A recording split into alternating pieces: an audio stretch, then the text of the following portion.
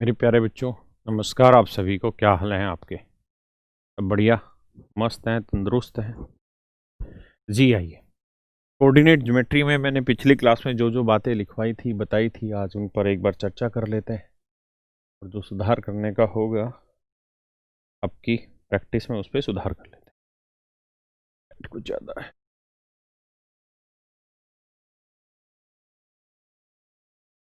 ज़्यादा ही रहने। देखिए, मैंने आपको कुछ चीज़ें बताई थी। सबसे पहले मैंने आपको ये बताया था कि दो पॉइंट अगर आपको दे रखे हैं ए और बी,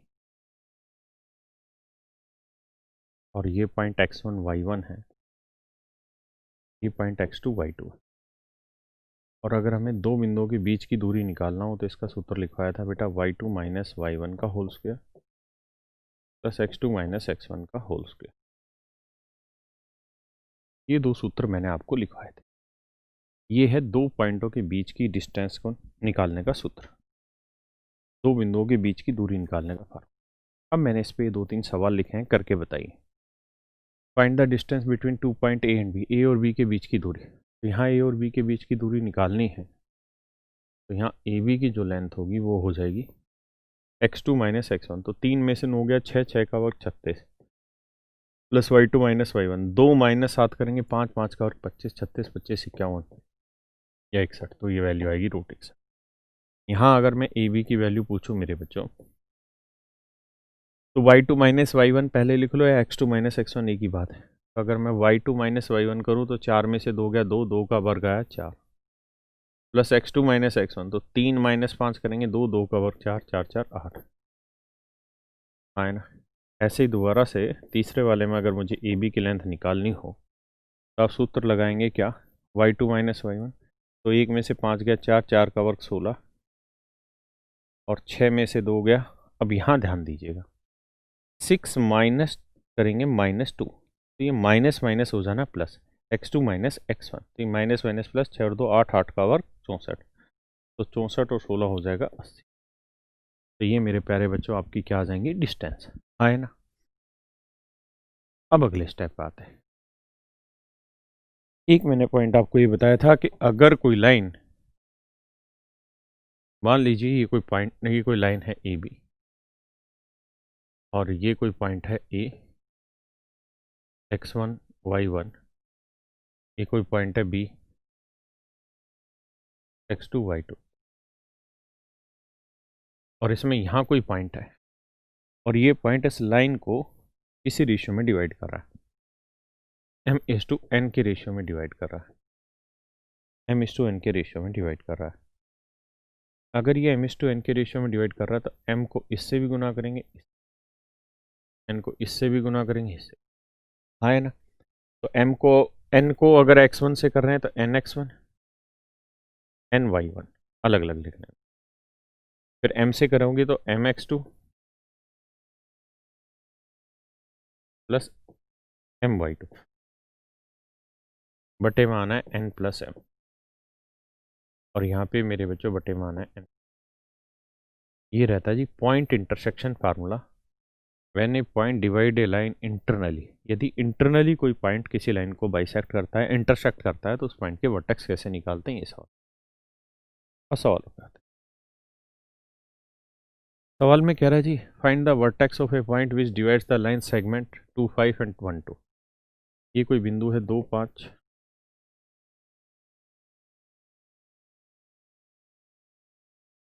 और ये कोई बिंदु है 1 2। कहता है जी यहाँ कोई पॉइंट है और वो इस लाइन को 2:1 के रेशियो में बांट रहा है। तो आपसे पूछा जा रहा है कि उस बिंदु के शीर्ष बताइए क्या होंगे जो इस लाइन को 2:1 के रेशियो में बांट रहा है। तो तरीका बताए, 2 को 1 से भी करो और 2 से भी, तो 2 एकम 2 और 2 दूनी 4। फिर इस 1 को 2 से भी करो, 5 से, 1 को 2 से करोगे 2, और 1 को 5 से करोगे, बटे 2 और 1 3, तो ये 4/3 आएगा, यह आएगा जी 9/3। सिंप्लीफाई कर देंगे, ये आपका उत्तर आ जाएगा। आया ना। किसी भाई को कोई दिक्कत है, बोलो जी, कोई इश्यू हो यहाँ तक, आया ना। 9/3 यानी 3 आ जाए। बताइए जी एक बार इसको फाइंड द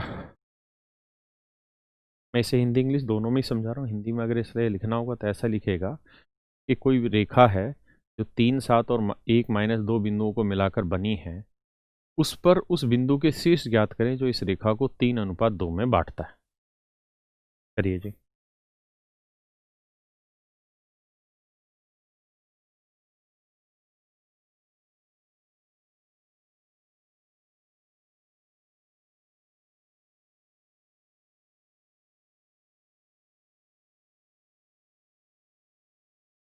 तीन को इधर भी करेंगे, इधर भी करेंगे, को इधर भी करेंगे, इधर। देखो 3 को 1 से किया 3 एकम 3, 3 को -2 से किया 6, 2 को 3 से किया 6 और 2 को 7 से किया 14, बटे 3 और 2 5। ये मेरे बचे, यानी ये आ जाएगा 9/5, है ना बच्चे। और ये मेरे बच्चा आ जाएगा 14 में 6 गया 8/5। ये मेरा आंसर हो, यानी इस पॉइंट के शीर्ष ये वाले।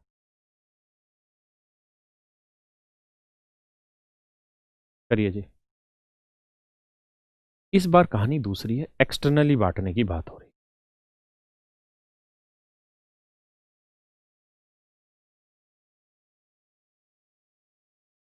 करो दोस्त।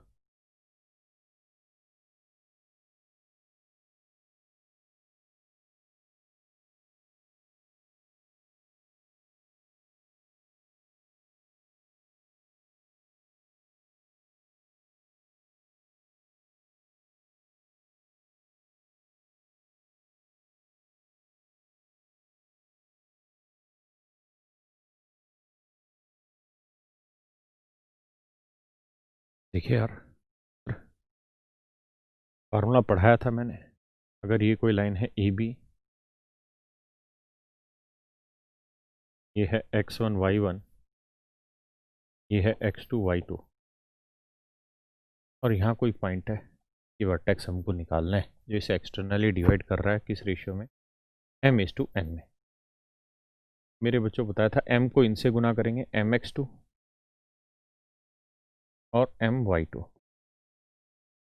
n को इधर गुना करेंगे nx1 और ny1, nx1 और ny1, बटेंगे बटे में करेंगे मेरे भाई m-n। ये रेशियो आ जाता है, ये उस पॉइंट के वर्टेक्स आ जाते हैं। ठीक है, और सवाल पे इसका इस्तेमाल करके देखते। कह रहा जी, find the coordinate of a point P which divide the line AB externally in the ratio 3:1। कहता है कोई लाइन है AB,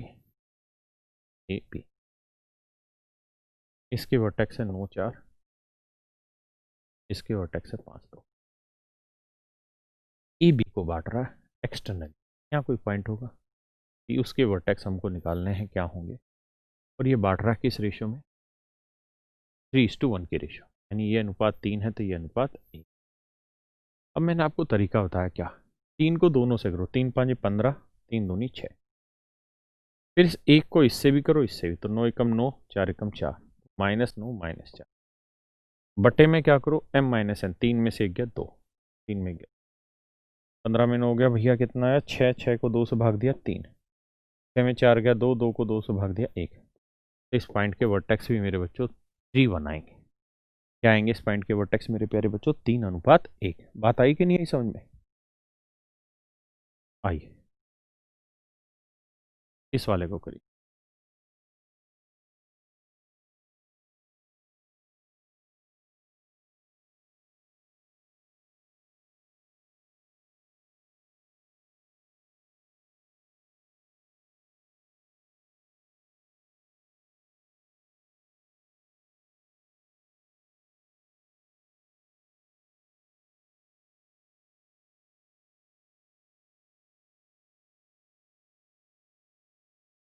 कर पाए भाई? आइए दोस्तों, कहता है ये कोई लाइन है ए बी, ये पॉइंट है 2 4, ये पॉइंट है 6 8, ए से बी, ये ए है ये बी। अब कहता है ये कोई पॉइंट है और इसे एक्सटर्नली डिवाइड कर रहा है 5:3 में, यानी ये 5 है तो ये 3, ऐसा कह रहा है इस पॉइंट की वर्टेक्स। तो बताया था इसको इससे गुना करेंगे, 5 6 30, 5 8 40, फिर 3 को इससे गुना करेंगे, 3 दूनी 6 और 3 चौक 12, और m माइनस n, 5 में 3 गया 2, तो 30 में से 6 गया भैया आया 24, 24 का आधा आया 12, 40 में 12 गया 28, 28 का आधा आया 14। ये मेरा, यानी हाँ उस पॉइंट के वर्टेक्स जिसने इस लाइन को 5:3 में बांटा है वो होंगे 12:14। क्या आप मेरी बात समझ पाए? अब आते हैं जी मिड पॉइंट। तो मेरे प्यारे बच्चों, मिड पॉइंट निकालने का भी मैंने फार्मूला बताया था कि अगर ये कोई पॉइंट x1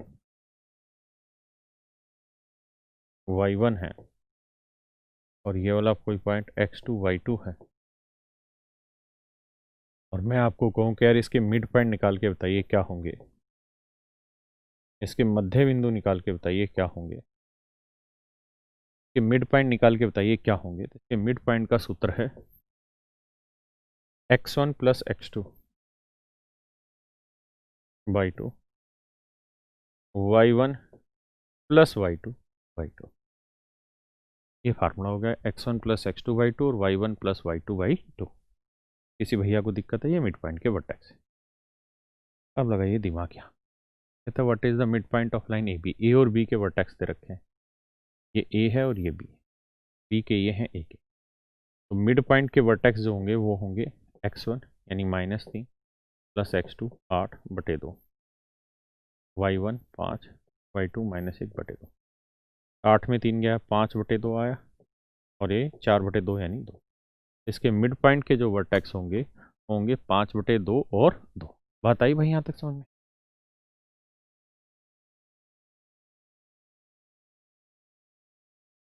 बताइए जी इसको। रेखा ए बी के मध्य बिंदु ज्ञात करें जहाँ ए व बी ये और ये। तो मेरे प्यारे बच्चों, अगर यहाँ मिड पॉइंट आप निकालने जाओगे तो ए की वैल्यू है 6 - 8 और बी की वैल्यू है 10 - 4। अब देखिए जी मिड पॉइंट क्या होगा, x1 plus x2 y2। x1 6 है, x2 10 है बटे 2, और y1 -8 प्लस y2 -4 बटे 2। तो 10 6 16 का आधा 8 और 4 और 8 12 का आधा -6। मिड पॉइंट के जो वर्टेक्स होंगे वो 8 और -6, 8 और -6, 8 और -6।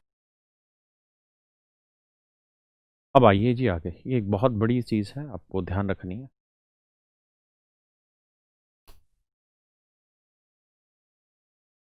देखिए यार, division of a line P Q by another line.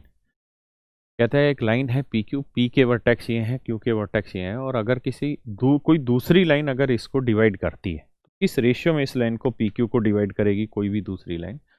अगर एक्स एक्सिस काटे तो किस रेशियो में काटेगी, वाई एक्सिस काटे तो किस रेशियो में काटेगी, और कोई लाइन हो वो काटे तो किस रेशियो में काटेगी। इन चर्चाओं पे सवाल करते हैं। देखिए यार, आप अच्छे से समझते हैं। मान लीजिए कोई लाइन है, ये कोई लाइन है और ये पॉइंट है x1 y1, ये पॉइंट है x2 y2, ये पॉइंट है x2 y2, ये है x1 y1। और मैं कह रहा हूं जी इसको इसी लाइन x एक्सिस ने काटा, x एक्सिस ने काटा। तो मेरे प्यारे बच्चों, आपको अच्छे तरीके से ध्यान होगा, मैंने ये बात समझाई थी कि अगर x एक्सिस पर कोई लाइन एक दूसरे को इंटरसेक्ट करती है तो x एक्सिस पे y की वैल्यू क्या रहती है, 0। यानी x वाला वर्टेक्स क्या होगा ये हमें नहीं पता, लेकिन y वाला वर्टेक्स 0 होगा ये हमें पता है ना। और हम मान लेते हैं कि m/n के रेशियो में बांटा है इसने, इस रेशियो में m/n के रेशियो में बांटा है। तो सोल्व करोगे तो m को इससे भी गुना करेंगे, इससे भी, तो करते हैं जी mx2 और my2, और n को मेरे बच्चे इससे भी करेंगे, इससे भी, तो nx1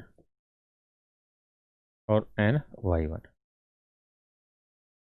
बटे में m प्लस n बटे में m प्लस n। तो मेरे बच्चों ये वाला शीर्ष 0 को रिप्रेजेंट कर रहा है, यानी my2 plus ny1 upon m plus n, ये वैल्यू 0 है। समझ रहे हैं ना, क्योंकि ये वाला वर्टेक्स 0 को रिप्रेजेंट कर रहा है। तो आप देखेंगे कि जब इसको 0 से गुना करेंगे तो 0 हो जाएगा, ये आएगा my2 प्लस ny1 बराबर 0, my2 ये उधर लेके जाओगे तो माइनस ny1 आया ना। तो अगर मैं आपसे पूछूं m बाई एन का रेशियो होता तो n बटे आ जाएगा, यहाँ बचेगा माइनस y1 अपॉन y। इन्हीं बातों को मैंने सोल्व करके डायरेक्ट आपको लिख दिया है यहाँ पर कि अगर कोई लाइन PQ है और उसके कोई वर्टेक्स दे रखे हैं x1 y1 और x2 y2 और x एक्सिस अगर उस लाइन को काट रहा है, और अगर x एक्सिस उस लाइन को काट रहा है मेरे बच्चों, x एक्सिस उस लाइन को काट रहा है, अगर x एक्सिस उस लाइन को काट रहा है तो किस रेशियो में काटेगा? y1 अपॉन y2 माइनस के रेशियो। है ना, मेरी बात समझ पा रहे हैं?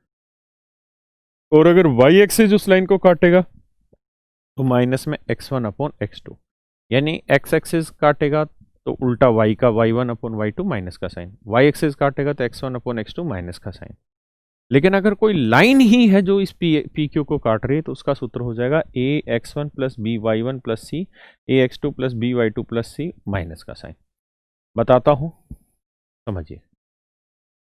मैं 2-3 सवाल लिख देता हूं जल्दी जल्दी से। Find the ratio, find the ratio in which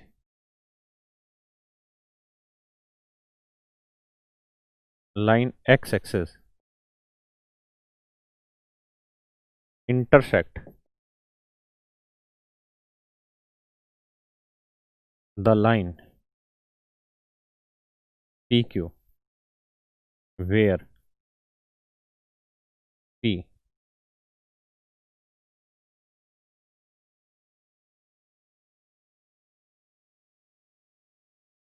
and Q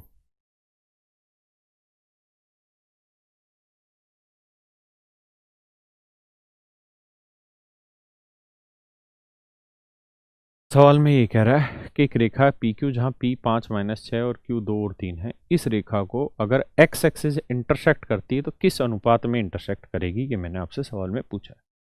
तो इसी के बारे में एक विशेष सूत्र अभी मैंने आपको बताया है यहाँ पे, कैसे में हमेशा माइनस y1 अपॉन y2 के रेस्पेक्ट में रेशियो में काटेगी। तो y1 हो गया 6 माइनस 6 और y2 हो गया जी 3, इस रेशियो में काटेगी, साथ में माइनस अलग, तो माइनस माइनस हो जाएगा प्लस 6/3, तो आंसर आ जाएगा 2/1।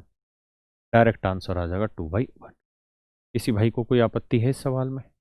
कोई भी आपत्ति हो बोलो जी, क्या कोई दिक्कत? नहीं।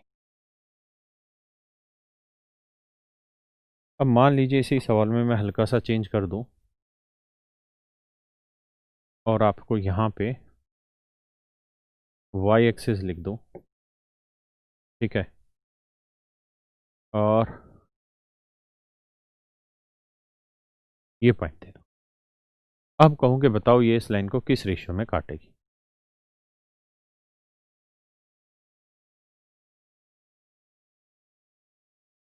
मतलब y एक्सिस जो है लाइन पी क्यू को किस रेशियो में बांटेगा?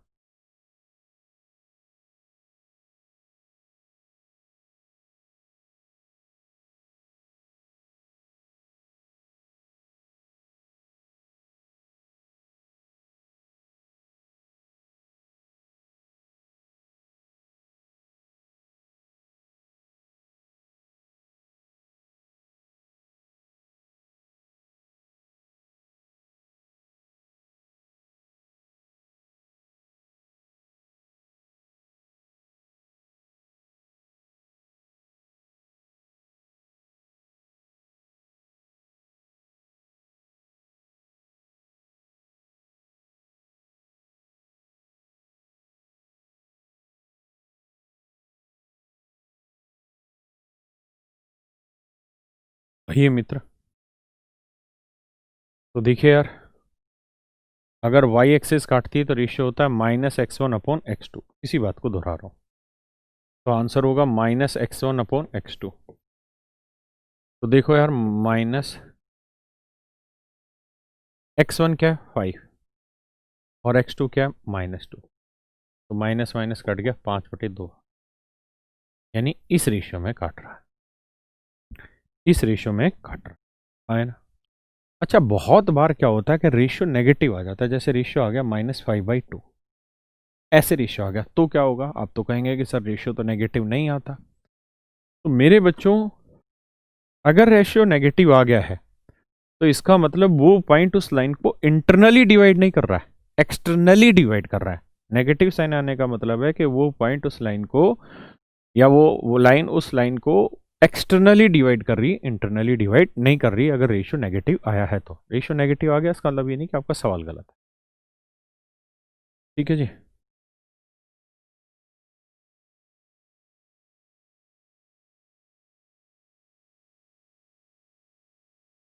सवाल बताइए। Find the ratio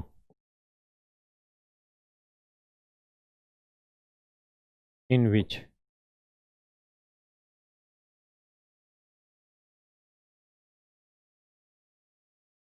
line 2x + 3y + 6 = 0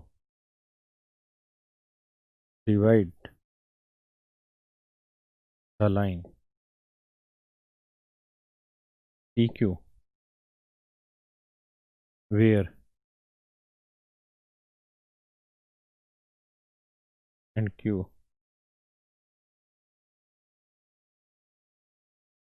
कह रहा जी, ये जो लाइन है 2x + 3y + 6 = 0, ये लाइन किसी रेखा पी क्यू को किस अनुपात में बांटेगी? किसी रेखा पी क्यू को किस अनुपात में बांटेगी? अभी तक एक्स एक्सेस वाई एक्सेस बांट रहे थे, अब कोई लाइन बांटे तो कैसे बटेगी? तो भी तरीका सिखाया भैया। सूत्र क्या है? इक्वेशन सेम वही लिखनी है, ax + by + c। ऊपर x1 y1 लगाना, नीचे x2 y2 साइन माइनस का आए ना। तो इस वाले सवाल में जो रेशियो निकल के आएगा वो माइनस ए क्या हो गया 2x, तो 2 प्लस बी क्या हो गया 3 और सी हो गया जी 6। नीचे भी सेम यही 2 + 3 + सी। सी का मतलब 6। अब देखिए यार, x1 की वैल्यू क्या है? -5 और -6। तो ऊपर x1 यानी -5 आए ना, और सॉरी x1 और y1 की वैल्यू है 6। नीचे क्या लिखना था? x2 y2, तो x2 क्या है 9 और y2 क्या है -1, तो x2 9 और y2 -1 आए ना। अब सोल्व कर देंगे, माइनस का साइन है जी टी, 5 दूनी 10, 3 6 18 जमा 6, 18 6 24, 24 में से 10 गया भाई, कितना बचा रहे? 14। यहाँ देखते हैं, 2 नीम 18 -3 + 6, तो 18 6 24, 24 में से 3 गया 21, तो 7 दूनी 14, 7 थी 21, तो आंसर आया -2/3। अगर -2/3 आ रहा है तो इसका मतलब ये लाइन उस लाइन को काट रही है 2:3 के रेशियो में, लेकिन एक्सटर्नली डिवाइड कर रही है। कैसे डिवाइड कर रही है मेरे बच्चों? एक्सटर्नली डिवाइड कर रही है। अगर ये प्लस में आता ये वाला रेशियो तो हम कहते हैं इंटरनली डिवाइड कर रही है, लेकिन अगर ये माइनस में आया तो कहेंगे एक्सटर्नली डिवाइड करने लग रही है। बात आई जी समझ में? आई यार। कह रहा है जी, ये सवाल है, कहता है ये कोई ट्रायंगल है ABC,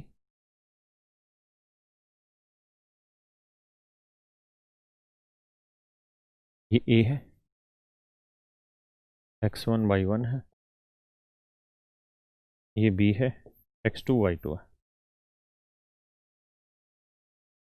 ये C है, x3 y3। मेरा सवाल आपसे ये है कि आप इस लाइन को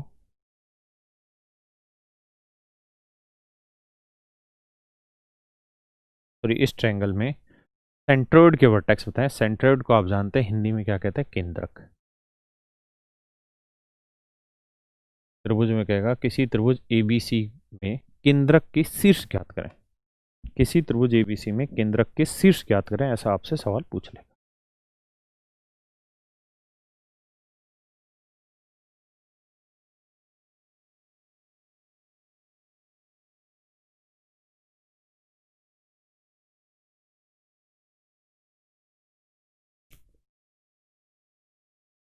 करो भैया।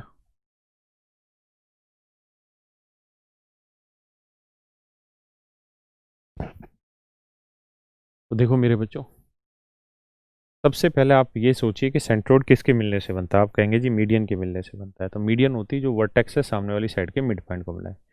यानी हमारा काम है कि इस मिड पॉइंट के वर्टेक्स निकालना। क्या होंगे जी इस मिड पॉइंट के वर्टेक्स? तो आप कहेंगे sir x2 plus x3 by 2 और y1 sorry y2 plus y3 by 2। क्या आप इस बात से सहमत है कि इस मिड पॉइंट के वर्टेक्स ये वाले होंगे जो मैंने बोर्ड पे नीचे लिखे हैं? आए ना?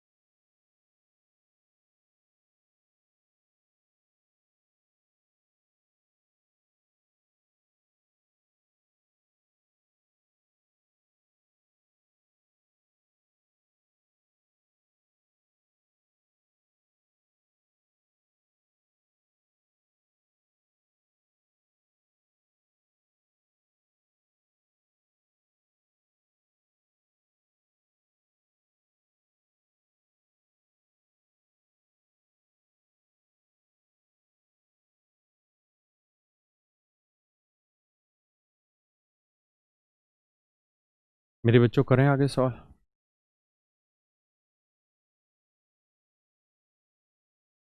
हाँ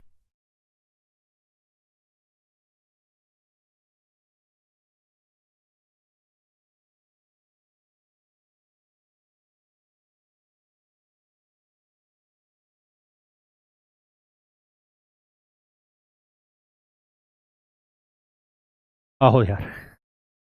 देखो मेरे बच्चों, अब आप एक बात बताओ, ये मीडियन होगी या मीडियन को मैं उस पे लगाता हूँ दूसरे रंग से। ये होगी बेटा मीडियन। हाँ है ना? और आप अच्छे से जानते हैं कि मीडियन होगी तो ये सेंट्रोइड होगा। हाँ है ना? और इसी के वर्टेक्स आपसे पूछे हैं, ये सेंट्रोइड होगा पक्का। आप इस बात को भी बहुत अच्छे तरीके से जानते हैं कि किस रेशियो में बांटता है, 2:1 के रेशियो में बांटता है। सेंट्रोइड जो होता है, केंद्रक जो होता है, वो मध्यिका को 2:1 में बांटता है। तो मेरे बच्चों, इसका नाम ए है, इसका नाम एम रख देते हैं। तो ये समझिए एक लाइन है। लेट्स प्ले ए लाइन ए। इसके वर्टेक्स है x1 y1 और एक है m। इसके वर्टेक्स है x2 प्लस x3 y2 और y2 प्लस y3 बाई 2। और जी हाँ सेंट्रोइड, जी हाँ सेंट्रोइड। और सेंट्रोइड मीडियन को किस रेशियो में बांट रहा है? 2:1 के। 2:1 के रेशियो में सेंट्रोइड मीडियन को बांट रहा है। हाँ ना?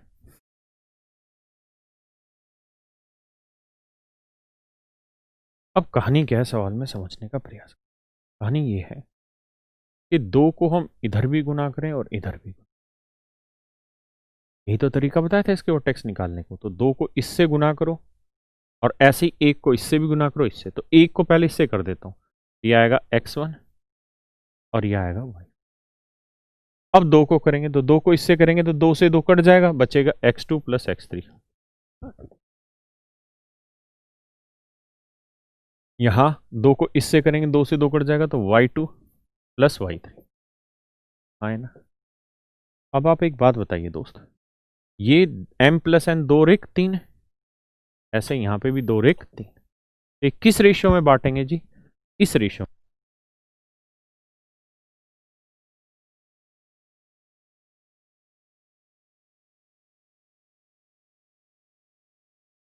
तो इस रेशियो में यानी इस पॉइंट के जो वर्टेक्स होंगे, इस पॉइंट के जो वर्टेक्स होंगे, जिसे जो इस लाइन को 2:1 बांट रहा होगा उसके वर्टेक्स ही होंगे। एक बार समझिए, फिर इसे सिलसिलेवार तरीके से लिखता हूं।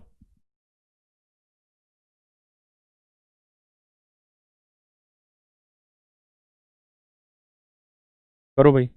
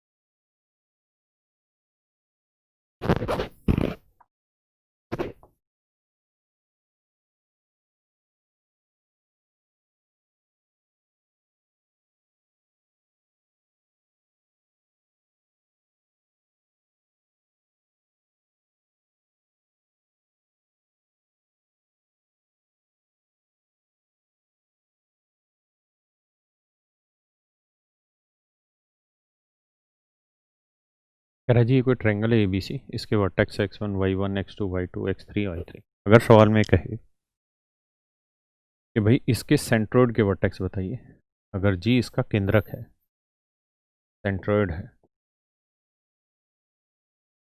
केंद्रक है, तो आपसे सवाल में पूछा जा सकता है कि केंद्रक के शीर्ष ज्ञात करें। तो इसका तरीका क्या होता है?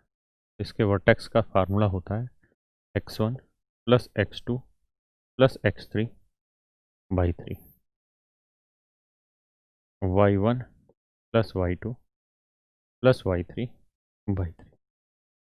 ये मेरे प्यारे बच्चों केंद्रक निकालने के सूत्र होते हैं, केंद्रक निकालने का फार्मूला होता है। डिटेल क्या था वो मैंने आपको प्रूफ करके समझाया, आया ना? डिटेल क्या था वो मैंने आपको प्रूफ करके समझाया, आया ना?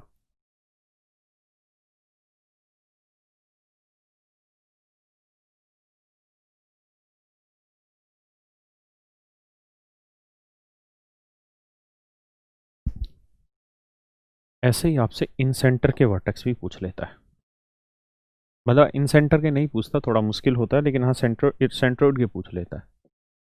इन सेंटर के वर्टेक्स निकालना अपने आप में एक मुसीबत का काम है।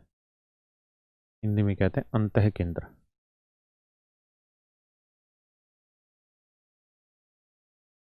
अंतः केंद्र निकाल, ध्यान से देखिए, समझिए।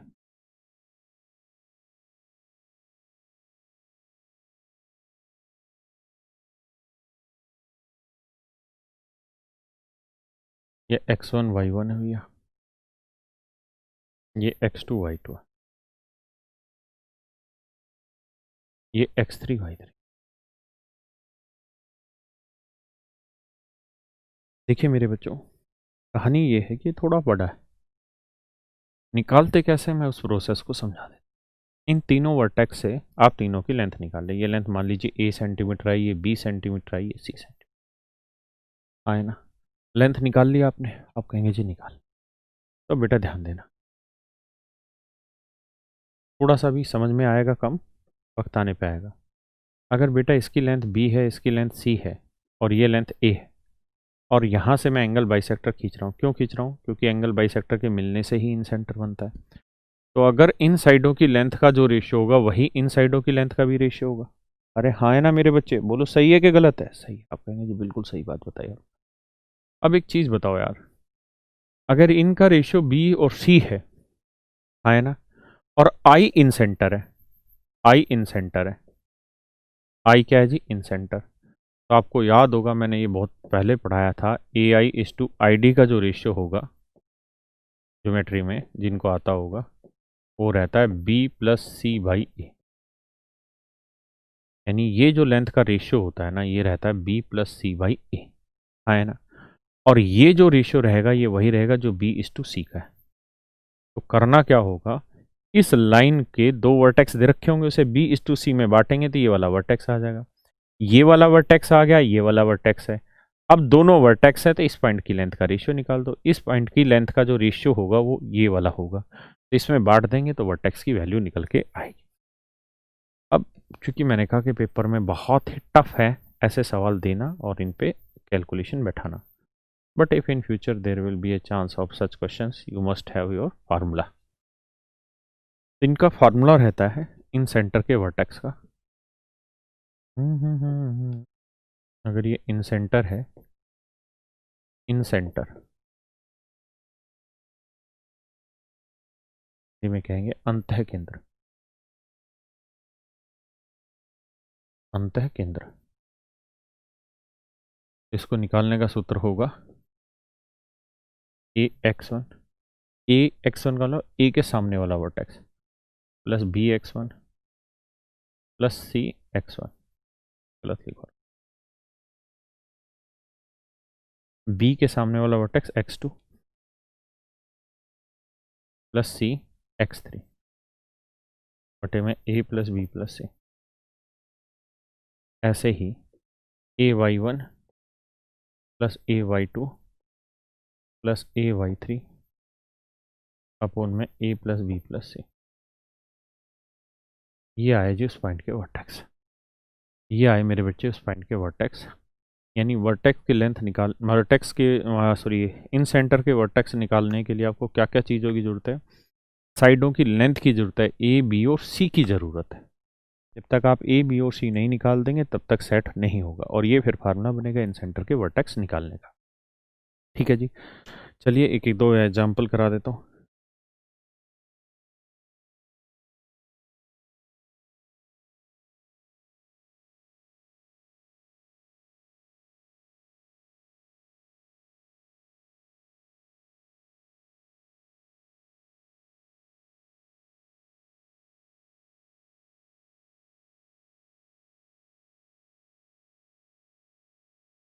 ये एक दो है भैया।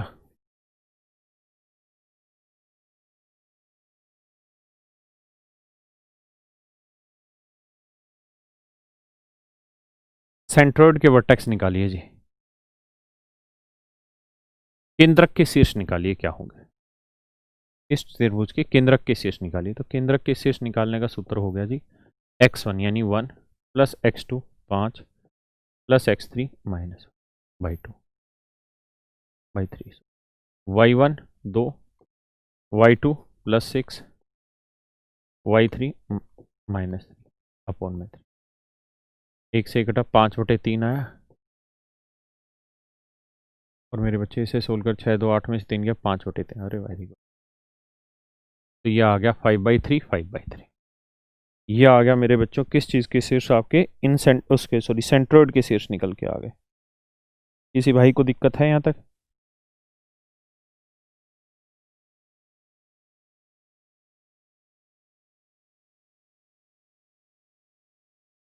चलिए जी एक और बताइए।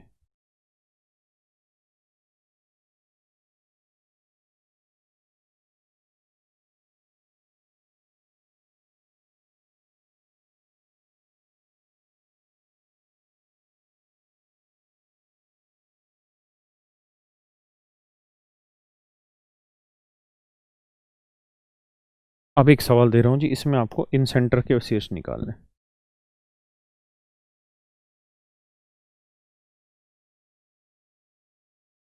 बड़ा आसान सा दे रहा हूँ सो दैट आसानी से आप पहुँच पाए। 0 0 6 0 6 0 और 0 6। चलो मेरे प्यारे प्यारे बच्चों, अंतः केंद्र के शीर्ष ज्ञात करो।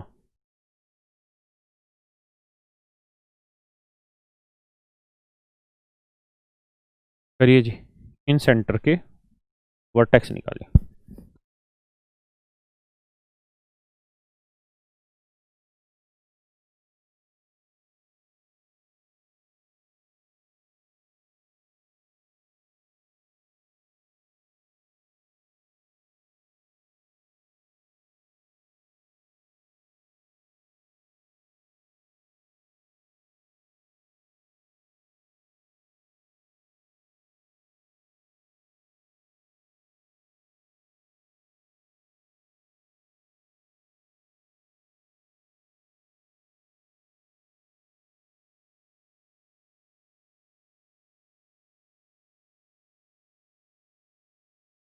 करिए जी।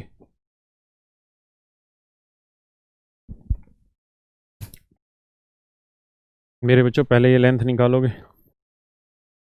y2 माइनस 1 0 में 0 गया 0, x2 माइनस x1 6 में 0 गया 6, 6 का वर्ग 36, 36 का वर्गमूल 6, लेंथ आई 6। इसको निकालोगे तो x2 माइनस x1 ये लेंथ भी 6 ही निकल के आएगी। इसे निकालोगे तो x2 minus x1 y2 minus y1 6 का और 36 36, तो 36 36 72 आया, तो ये आएगा 6√2। ये लेंथ आ गई मेरे बच्चों 6√2। सबसे पहले आप इतनी लेंथ निकालिए, उसके बाद की चर्चाएं आगे।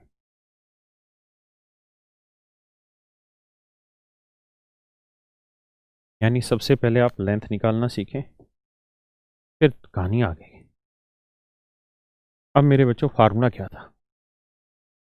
फार्मूला था ax1, तो 6 को 0 से गुना करेंगे, पूरा लिख के दिखा रहा हूँ, प्लस by2 bx1, तो 6√2 को 0 से गुना करेंगे,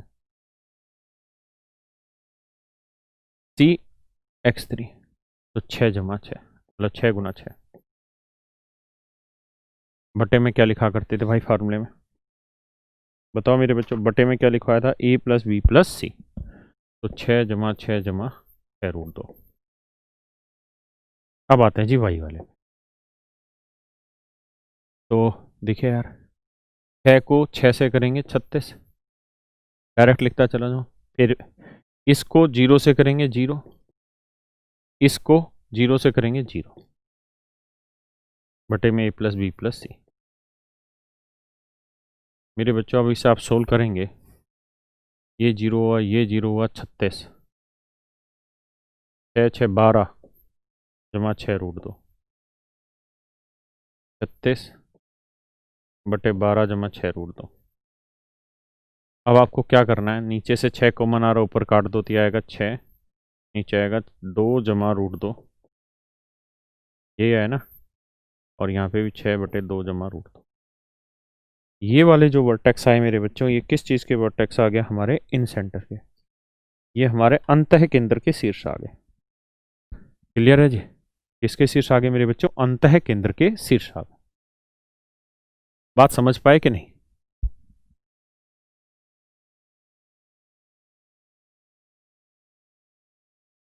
आइए जी अब अलग से कहानी समझते हैं अगले पोर्शन की। ऑर्थो सेंटर के शीर्ष कैसे निकालते हैं, सरकम सेंटर के कैसे निकालते हैं, उस पर भी थोड़ी देर बाद चर्चा करें। देखिए यार, उससे पहले ज्ञान ले लेते हैं। उस ज्ञान का नाम है,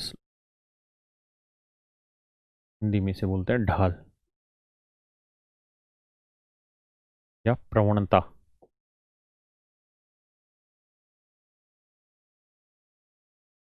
या झुकाव।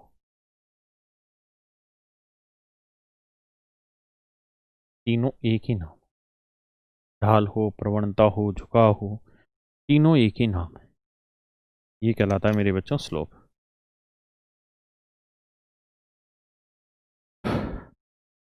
बात आती है कि जी स्लोप होता क्या है, क्या पहचान है, क्या परिभाषा है। तो मेरे प्यारे बच्चों इस बात को ध्यान रखिएगा, स्लोप जो रहता है, अच्छा हम किसी भी चीज़ को, ढाल का मतलब, झुकाव का मतलब तो आप समझ ही गए। जैसे मैं सीधा खड़ा हूं, तो मैं गर्दन को ऐसे झुका दूंगा, या गर्दन को ऐसे रखूंगा, या गर्दन को ऐसे झुका, मतलब मेरी गर्दन को मुझे स्ट्रेट मानना पड़ेगा। क्या मानना पड़ेगा? स्ट्रेट मानना पड़ेगा। ऐसे झुका दिया, ऐसे या ऐसे, यानी हमें कोई एक बेस लेना पड़ेगा, कोई ना कोई एक चीज़ बेस लेनी पड़ेगी। जैसे मैं जिस जगह खड़ा हुआ हूँ, ये पृथ्वी है, इस पृथ्वी को हमने एक्स एक्सिस बेस माना हुआ है। तो अगर हम इस एक्स एक्सिस को बेस लेते हैं और इधर झुक रहे हैं, तो जितना झुक रहे हैं, जितना कोण बना रहे जमीन के साथ, वो झुकाव। अगर बिल्कुल सीधे खड़े हुए हैं जमीन के ऊपर, तो ना हम इधर झुक रहे हैं ना इधर झुक रहे हैं, मतलब हमारा कोई झुकाव ही नहीं है जमीन पे। मेरी बात समझ पा रहे हैं कि नहीं? बोलो मेरे बच्चों, हाँ है ना? समझ रहे हैं ना मेरी बात को? जब हम बिल्कुल जमीन के ऊपर सीधे खड़े होंगे, जैसे मान लीजिए जमीन है और इसके ऊपर ये पेन सीधा खड़ा हुआ है, तो इसका ना ढाल इधर होगा ना ढाल इधर होगा। तो जब भी कोई चीज लंबवत खड़ी होगी जमीन के ऊपर, तो उसका ढाल आप नहीं निकाल सकते। क्लियर है? जमीन का मतलब ऐसे सपाट जो जगह है, यानी एक्स एक्सिस। मेरी बात समझ रहे हैं? X axis. तो जब भी कोई चीज जमीन पे सीधी खड़ी होती है, तो हम उसका ढाल नहीं निकाल सकते। जब वो या तो इधर झुके या इधर झुके, तभी हम उसका ढाल निकालते हैं। तो बेसिक कैलकुलेशन के लिए हमने एक्स एक्सिस को बेस मान लिया। तो डेफिनेशन ये कहती है, मतलब 3 तरीके से स्लोप निकाला जाता है। पहला तरीके पे अभी हम चर्चा कर रहे हैं, फिर दूसरे तरीके पे आएंगे कि किसी लाइन का एक्स एक्सिस पर, किसी लाइन का एक्स एक्सिस पर एंटी क्लॉकवाइज झुकाव हमारा स्लोप कहलाता है। कोई रेखा एक्स एक्सिस पर एंटी क्लॉकवाइज जो झुकाव देती है, वो स्लोप कहलाता है। देखो क्लॉक कैसे चलती है, टक टक टक टक टक टक टक, एंटी क्लॉक मतलब उल्टा ऐसे। तो एक्स एक्सिस पे ये वाला जो झुकाव है, ये मेरे बच्चों हमारा कहलाता है स्लोप। क्या कहलाता है? स्लोप कहलाता है। अच्छा, स्लोप को हम जनरली जनरली या जनरली स्लोप को हम एम से डिनोट करते हैं। किससे डिनोट करते हैं? एम से। पता नहीं क्यों करते आए हैं पीछे। तो ये कितने डिग्री झुका हुआ है, जो एंगुलर वो झुकी हुई है वही उसका स्लोप कहलाएगा। और अगर झुकाव थीटा में दे रखा है तो स्लोप को हम टेन थीटा में रिप्रेजेंट करते हैं। टेन थीटा में रिप्रेजेंट करते हैं। क्यों रिप्रेजेंट करते हैं? बड़ी बेसिक सी चीज है। ये लाइन इस लाइन पे झुकी हुई है तो कैसे पता चले कितनी झुकी है, या ये लाइन झुकी हुई है पता कैसे चले कि कौन सी ज्यादा झुकी है? तो इसका बेसिक तरीका ये होता है कि ये हो गया इसका परपेंडिकुलर, है ना, और ये हो गया बेस। अब इसी बेस पे अगर मैं ये परपेंडिकुलर लूं तो झुकाव पता चलेगा। तो मुझे पता चलेगा यार यहां परपेंडिकुलर छोटा है, बेस वही रखें, यहां परपेंडिकुलर बड़ा है। तो यानी परपेंडिकुलर और बेस के बिहाफ पे ही डिसाइड होता है कि कोई लाइन कितनी झुक रही है, कितनी उठी हुई है ना। इसलिए हम स्लोप को हमेशा टेन की फॉर्म में लेते हैं और स्लोप को एम की फॉर्मेट पे रिप्रेजेंट किया जाता है। जैसे मान लीजिए मैंने आपको कह दिया कि जी ये 60 डिग्री कौन बना रहा है, बताइए इस लाइन का झुकाव क्या है? तो आप कहेंगे जी एम होगा टेन थीटा, टेन थीटा की वैल्यू √60 यानी 3, यानी इस लाइन का जो झुकाव है वो √3 है। मैं कहूँ जी ये कोई लाइन है बाबू और ये कौन 135 डिग्री बना रहा है और ये कौन 45 डिग्री बना रहा है, तो बताइए इस लाइन का झुकाव क्या माने? तो आप सबसे पहले तो ये ध्यान दीजिएगा कि ये कौन नहीं मानना, एंटी क्लॉकवाइज, एक्स एक्सिस से उल्टा चलना है, वो झुकाव माना जाएगा, 45 नहीं मानेंगे। समझ गए? तो यहाँ एम की जो वैल्यू होगी वो 10 145 डिग्री होगी। 10 145 का मतलब ना 90 जमा 35, ऐसे लिख सकते हैं ना, 90 जमा 45। और 10 90 प्लस थीटा क्या होता है जी? Cot theta. तो ये बना मेरे भाई कोट 45 डिग्री और कोट 45 होता है 1, यानी इसका झुकाव आ गया -1। इसका झुकाव आ गया मेरे बच्चों -1। मैंने एक चीज़ और भी कही कि किसी भी चीज़ का हम झुकाव अगर वो सीधी खड़ी होगी तो नहीं निकाल सकते क्योंकि वो झुकी ही नहीं है। अगर कोई लाइन इसके ऊपर लंबवत खड़ी कर दें तो एंगल 90 बनेगा, और 10 90 की वैल्यू क्या होती है? अनडिफाइन होती है। इसीलिए होती है क्योंकि आप उसका झुकाव नहीं निकाल रहे हैं 90 पे, ना इधर झुक रही ना इधर झुक रही। बात आ रही कि नहीं आ रही मेरी समझ में? हाँ या ना? आइए अब आते हैं इसी के दूसरे तरीके में। एक तरीका तो ये बताया स्लोप निकालने का, दूसरा तरीका है। तो दूसरा तरीका मेरे बच्चों ये है स्लोप निकालने का कि अगर कोई लाइन है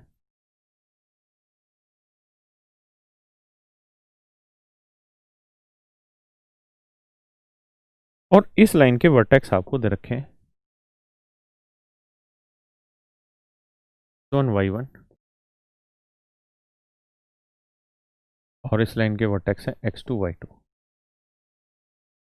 और मैं जानना चाहता हूँ इस लाइन का झुकाव क्या होगा। तो तरीका ये बनता है बॉस कि हम अच्छे से जानते हैं कि ये क्या है? y1 है, ये क्या है? y2 है, आया ना।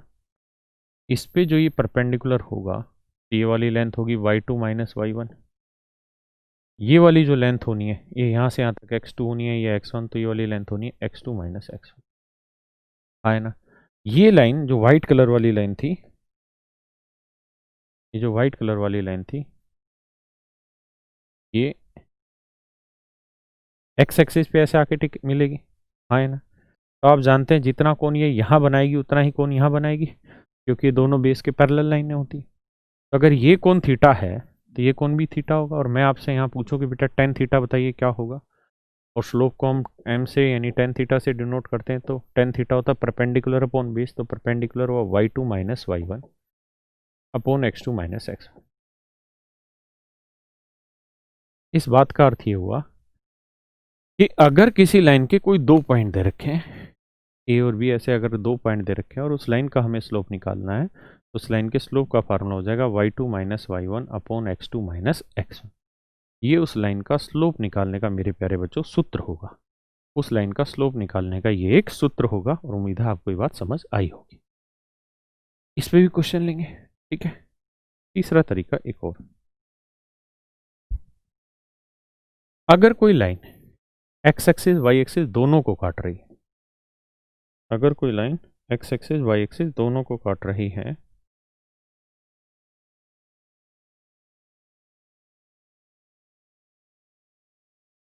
अगर कोई line x axis y axis दोनों को काट रही, जैसे एक्स एक्सिस वाई एक्सिस दोनों को काट रही, ये बात थोड़ी टाइम बाद समझ आएगी। इसको बोलते हैं इंटरसेप्ट, इंटरसेप्ट लाइन। यानी ऐसी रेखाएं जो एक्स एक्सिस को भी काट रही हैं और वाई एक्सिस को भी काट रही हैं, ऐसी रेखाओं को हम इंटरसेप्ट लाइन कहते हैं। और इस लाइन की इक्वेशन होती है y equal to M X plus C. Y equal to M X plus C क्या होती है जी? y equal to M X plus C. और मेरे प्यारे बच्चों, यहाँ जो m है ये कहलाता है स्लोप, ये कहलाता है स्लोप। और ये जो c है इसे हम बोलते हैं y इंटरसेप्ट। इस बात का अर्थ गहरा आपको थोड़े टाइम बाद पता चलेगा कि ये इंटरसेप्ट क्या कहना चाह रहा हूँ, क्या होता है, ये इसको कैसे सोल्व करता है। वाई इंटरसेप्ट का मतलब होता है कि जिस लाइन ने वाई एक्सिस को जहां पे भी काटा होगा, ओरिजिन से उसकी दूरी कितनी है, ओरिजिन से उसकी दूरी कितनी है, ये इसका वाई इंटरसेप्ट कहलाता है। ये मेरे प्यारे बच्चों इसका क्या कहलाता है? वाई इंटरसेप्ट कहलाता है। आया ना? मेरी बात आप समझ पाए कि नहीं समझ पाए? किसी भैया को दिक्कत है? इसे हम कहते हैं वाई इंटरसेप्ट। पक्का? तो स्लोप कुल मिला के 3 तरीकों से निकाले जा सकते हैं। पहला, सीधा सीधा एंगल दे दे। दूसरा, 2 पॉइंट दे दे। और तीसरा मेरे बच्चों इंटरसेप्ट लाइन दे दे। इन 3 तरीकों से स्लोप निकाल सकते हैं। आया ना? बात आई कि नहीं आई समझ में? चलिए देखिए मेरे बच्चे,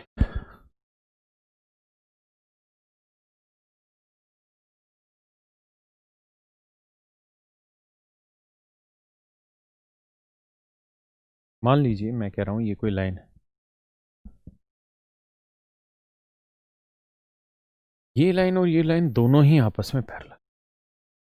मेरे बच्चों मैं कह रहा हूं ये दोनों ही लाइनें आपस में पैरेलल हैं। ये एंगल भी थीटा बना रही है, ये एंगल भी थीटा, ये दोनों पैरेलल है।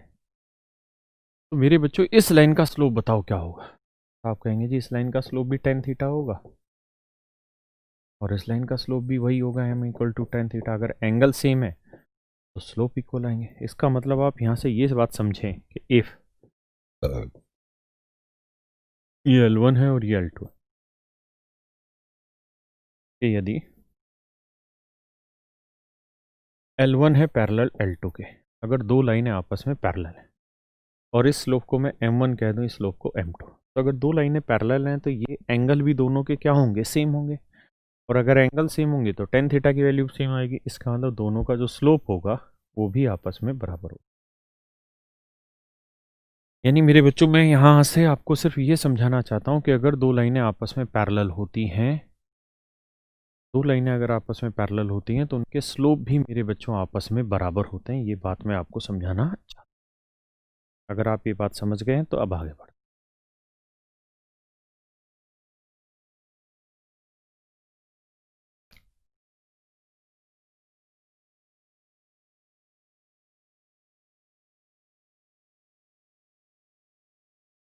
ये एंगल है मान लीजिए थीटा, ये कोई लाइन है L1। मैं आपसे जानना चाह रहा हूँ कि जो लाइन L1 है, अगर मैं इसके स्लोप को M1 से डिनोट करूँ तो M1 की वैल्यू क्या होगी? तो आप कहेंगे जी tan थीटा। इस लाइन के स्लोप को अगर मैं M1 से डिनोट करूँ तो इस लाइन का स्लोप क्या होगा? tan theta. अब मेरे बच्चों में एक लाइन और खींच ले रहा हूँ और जो लाइन मैं खींच रहा हूँ वो मैं इसके ऊपर 90 डिग्री खींच रहा हूँ। यानी एक दूसरी लाइन मैंने खींची L2 और मैं कह रहा हूँ कि L1 परपेंडिकुलर है L2 के, मतलब एक दूसरे पे दोनों लंबवत हैं। तो अगर ये दोनों लंबवत है तो L2 का स्लोप बताइए। तो बताओ ये L2 के लिए जो एंगल होगा वो ये वाला काउंट होगा या ये वाला काउंट होगा? तो आप कहेंगे sir anti clockwise angle count होगा। तो ये वाला एंगल हो गया थीटा प्लस 90, यानी इसका स्लोप होगा 90 प्लस थीटा। यानी इस लाइन के स्लोप को अगर मैं M2 से डिनोट करूं, अगर इस लाइन के स्लोप को ढाल को मैं M2 से डिनोट करूं, मेरे प्यारे बच्चों M2 की वैल्यू होगी tan थीटा और थीटा की वैल्यू है इस बार 90 प्लस थीटा। और tan 90 प्लस थीटा क्या होता है? चेंज होगा, tan चेंज होगा कोट में, हाँ है ना? और ये आ जाएगा आपका सेकंड क्वाड्रेंट, सेकंड में tan नेगेटिव होता है तो माइनस। अब मैं इन दोनों इक्वेशन को आपस में मल्टीप्लाई कर देता हूँ, m1 into m1 into m2, और टेन थीटा को कोट थीटा से मल्टीप्लाई करेंगे तो tan theta into cot theta, ये वाला माइनस मैंने बाहर लगा दिया। तो आप देख रहे हैं कि m1 इंटू m2 की वैल्यू आ गई -1। मतलब मेरे प्यारे बच्चों, if L1 is perpendicular to L2, यानी दो लाइनें एक दूसरे पर अगर लंबवत बनाती हैं, 90 डिग्री का कोण बनाती हैं, तो उनके स्लोप का प्रोडक्ट हमेशा -1 होगा। इस बात को आप ध्यान रखिए। मतलब अगर दो लाइनें आपस में पैरेलल हैं, अगर दो लाइनें मेरे बच्चों आपस में पैरेलल हैं तो उनके स्लोप बराबर होंगे। अगर दो लाइनें आपस में परपेंडिकुलर हैं तो उनके स्लोप का जो प्रोडक्ट होगा वो हमेशा -1 होगा। दो लाइनें पैरेलल हैं तो स्लोप इक्वल होगा, और अगर दो लाइनें एक दूसरे परपेंडिकुलर है तो उनके स्लोप का जो प्रोडक्ट है वो -1। मुझे उम्मीद है आपको मेरी बात समझ आई होगी। अब चर्चा को आगे लेके चलो। और मैंने अब यहाँ एक नया तरीका ढूंढा है इसको कराने का, कि मैं कॉन्सेप्ट पढ़ाता जा रहा हूँ और साथ के साथ आपको प्रैक्टिस भी करा देता हूँ उसी टाइप के, है ना। तो जितने अभी तक सवाल आए हैं पेपर में इससे रिलेटेड, वो सारे के सारे सवाल आज मैं करा दूंगा। आप मतलब जितने आज हो पाएंगे उतने आज, बाकी कल। देखिए जी,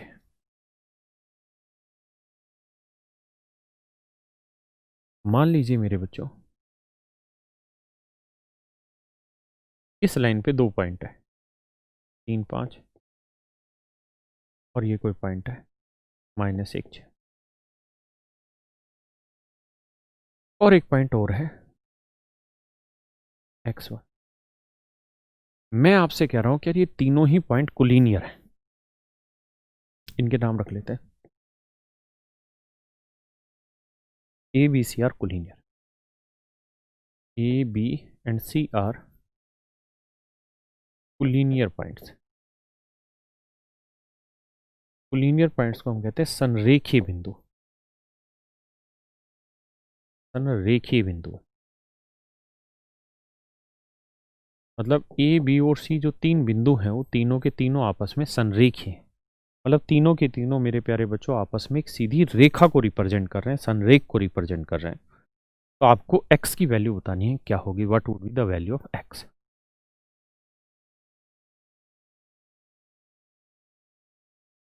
अच्छा, एक चीज़ बताओ मुझे कि आप स्लोप जो निकालते हैं वो किसी पॉइंट का निकाल सकते हैं? आप कहेंगे जी नहीं, पॉइंट का तो कोई स्लोप ही नहीं होता, स्लोप होता है सर लाइन का। और मान लीजिए इस लाइन का स्लोप मुझे निकालना है, तो मैं इन दो पॉइंटों से लेके निकालूं,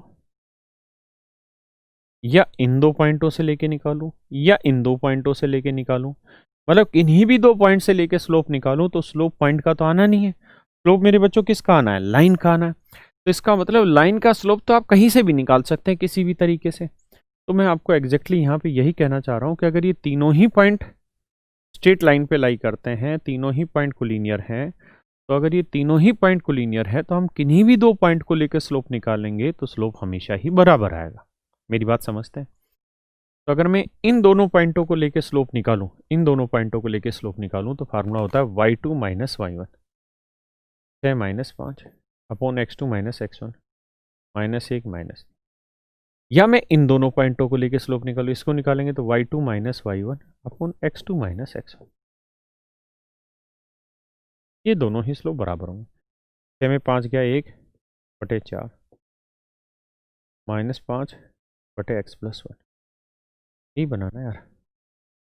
माइनस माइनस कैंसिल कर दो, क्रॉस मल्टीप्लाई करोगे तो x+1 5 चौक 20। भाई कैलकुलेशन देख लेना, मिस्टेक ना हो। तो x की वैल्यू आ गई, इसका मतलब x की वैल्यू 19 है ना। एक और भी तरीका था, अगर पॉइंट की सिचुएशन दे रखी तो आप कह देते हैं जी ए बी की लेंथ निकाल लें, बी सी की लेंथ निकाल लें, और ए सी की लेंथ निकाल लें, तो ये लेंथ जमा ये लेंथ बराबर होगी इस वाली। इस तरीके से भी हम सवाल को कर सकते थे सोल्व। लेकिन आप देखेंगे कि लेंथ निकालना क्वाइट डिफिकल्ट काम होता है ऐसे में, क्योंकि 3 लेंथें निकालनी होंगी आपको, फिर इक्वेशन बना के सोल्व करनी होगी। उसके वनस्पत स्लोप के थ्रू इस तरीके के सवालों को या इस तरह के सवालों के काम को करने का तरीका ज़्यादा आसान होगा। क्या आप मेरी बात से सहमत हैं? हाँ या ना? अब आगे आते हैं। एक बात पे और चर्चा करनी है कि how to form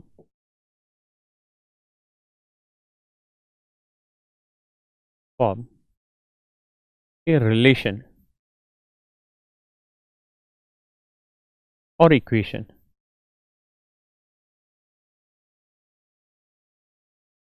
of a line. एक रेखा है, उसमें क्या संबंध दिखाया जा सकता है या उसकी इक्वेशन कैसे बनाई जा सकती है, कैसे तैयार होती है, इसके बारे में हमें एक चर्चा करनी है। जैसे मान लीजिए मेरे बच्चों, ये एक लाइन है, इस लाइन पे यहां एक पॉइंट है 1 1, यहां एक पॉइंट है 2 2, यहां एक पॉइंट है 3 3, यहां आगे कोई पॉइंट आ गया जी 4 4। अब मैं आपसे जानना चाह रहा हूं कि यार फिर इस लाइन की इक्वेशन क्या होगी, इस लाइन की इक्वेशन क्या होगी। इक्वेशन का मतलब है एक ऐसा संबंध दिखा दो एक्स और वाई के वर्टेक्स को लेके, क्योंकि यहाँ 2D मतलब 2 डायमेंशन है, एक्स एक्सिस और वाई एक्सिस। तो एक्स एक्सिस और वाई एक्सिस को लेके ऐसे दो रिलेशन, मतलब ऐसा कोई रिलेशन यहाँ प्रूव कर दो जो हर पॉइंट को सेटिस्फाई करे। तो आप कहेंगे कि सर यहाँ पे एक्स के भी कोऑर्डिनेट हर पॉइंट पे इक्वल आ रहे हैं और वाई के कोऑर्डिनेट भी बराबर आ रहे हैं। इसका मतलब एक्स और वाई दोनों ही आपस में बराबर है। तो हम कह सकते हैं कि वाई इधर लाएंगे माइनस का एक्स माइनस वाई 0, यानी हम कह सकते हैं कि इस इक्वेशन की, इस लाइन की जो इक्वेशन है वो x minus y equal to 0। मतलब हमने ये एक ऐसा बेहतरीन सा संबंध तैयार कर दिया कि मैं कहूं कि बताओ इस लाइन के ऊपर का क्या कोई पॉइंट 2 1 हो सकता है। तो आप चेक करेंगे x की वैल्यू 2, y की 1, 2 में से 1 या 0 नहीं आया, तो हम कहेंगे जी ना, ये वाला पॉइंट इस इक्वेशन को सेटिस्फाई नहीं कर रहा, मतलब ये पॉइंट इस लाइन पे लाई नहीं करता है ना। जैसे मैंने कहा कि यार मेरी और आपकी उम्र का योग 40 है, मेरी और आपकी उम्र का योग 40 है ना। तो ये हमने एक संबंध बना दिया मेरी और आपकी उम्र का, यानी हमने यहाँ एक इक्वेशन सेटिस्फाई कर दी मेरे दोस्तों, एक इक्वेशन तैयार कर दी। अब मैं कहूं कि जी मेरी उम्र 20 साल है, आपकी उम्र 30 साल है, क्या ये संभव हो सकता है? आप कहेंगे जी देख लेते हैं, 20 जमा 30 ये तो 40 नहीं आ रहा, 50 आ रहा है, इसका मतलब ये संबंध प्रूफ नहीं होगा। तो इक्वेशन क्या होती? It is a type of a relation between 2 और मोर वेरिएबल्स, है ना। तो अभी हम 2 ही वेरिएबल पर चर्चा करेंगे, तो जरा आइए सामने सीखते हैं भैया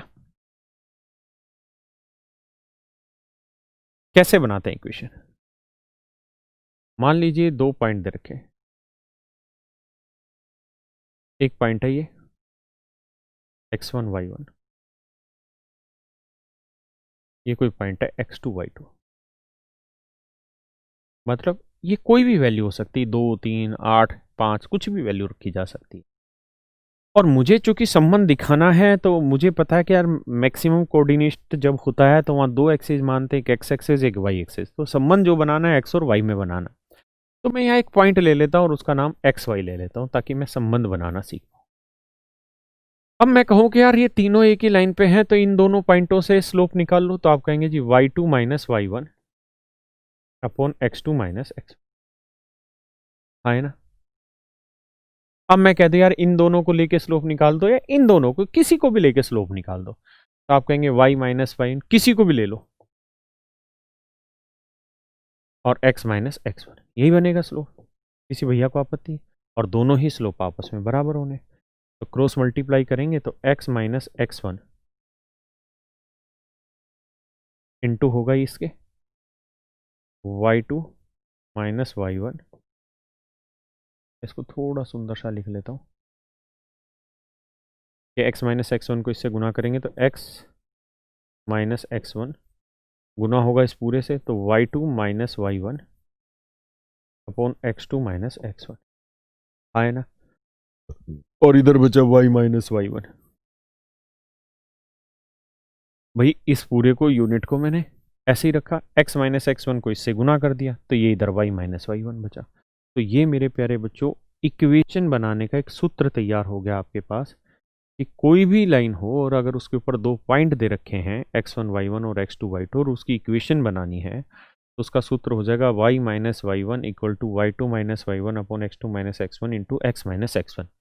आप इस बात को भी अच्छे से चर्चा में शामिल करें कि भैया ये y2 minus y1 upon x2 minus x1 क्या था? ये तो स्लोप का निकालने का फार्मूला था, इंटू में x माइनस x1। तो ये भी समीकरण बनाने का एक सूत्र है, समीकरण बनाने का मेरे प्यारे बच्चों ये सूत्र है दोनों। जैसे मैंने सवाल में कह दिया जी एक लाइन है, इस लाइन की इक्वेशन बताइए, अगर इस पे 2 पॉइंट, एक 2 3, एक -6 1, इस लाइन की इक्वेशन बताइए। तो इक्वेशन निकालने का सूत्र हो जाएगा y -y, किसी को भी y1 ले लो, इसको किसी को भी, y1 इसे ले लेते हैं, -3 बराबर y2 -y1 upon x2 -x1 into x -x1। अगर आपने x1 y1 इसे लिया तो इसे x2 y2 ले लो, हाँ है ना। उसी तरीके से फार्मूले में अप्लाई कर लो। ये 3 में से 1 गया 2 और 6 और 2 8, 2 से काटोगे -1/4, यही आया बेटा। माइनस माइनस कट जाना, क्योंकि ऊपर भी माइनस आना, नीचे माइनस माइनस माइनस ही साइन रहेगा, प्लस होगा तो 1/4, 4 से इधर गुना करेंगे 4y -4 × 12 और x -2, इधर उधर कहीं पे भी ले आओ तो 4y -x -2 इधर लोगे प्लस का, 12 में से 2 गया 10। ये मेरे प्यारे बच्चों आपकी, ये इस लाइन की आपकी इक्वेशन है। गलत है कैलकुलेशन में, चलो चेक कर लेना, तरीका समझा रहा हूँ मैं तो यार, तरीका समझो। बात आ रही है यहाँ तक? नहीं आया ना? अब आ गया। मैं आपको अब सवाल में ये कह देता हूँ, इस लाइन के ऊपर यार एक पॉइंट है -1 और 4, और इस लाइन का जो स्लोप है इट इज़ 2/3। इस लाइन की इक्वेशन बताइए। तो आप कहेंगे सर अभी इस लाइन की इक्वेशन निकालने का सूत्र पड़ा था y -y1, और स्लोप अगर डायरेक्ट दे रखा है तो x -x1, हाँ है ना। तो y -y1, y1 हो गया 4 इक्वल टू स्लोप हो गया 2/3 into x -x1, x -x1, x1 क्या है जी माइनस, तो y -4 2/3 x +1 minus minus plus, 3 से करेंगे 3y 3 चौक 12, तो 2x -3y, है ना। इधर ले आओ, 12 में से 2 गया 10 -10, इधर उधर लेके समीकरण को सोल्व कर दो।